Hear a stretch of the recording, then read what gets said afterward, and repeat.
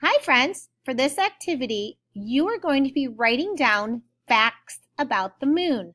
Now remember that a fact is something that's true, and you're going to be writing your facts down here in this space. The first thing I want you to do though, before you do that, is write your name up here on your line. Okay, so let's think about the moon. I know a fact about the moon, and I'm going to draw it right here. I know that a moon is made of rock. So I'm going to draw a rock. And then after I make my picture, I'm going to write the word rock.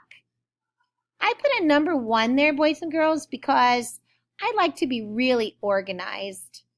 Then I'm going to come up to this space right here and write a little tiny little number 2. And I'm going to draw the second thing that I know about the moon. And over here, I'll draw the third fact about the moon. And then finally, I'll draw the last thing that I know about the moon. So, you're going to be drawing 4 things about the moon. I hope that you have fun thinking about everything you've learned about the moon.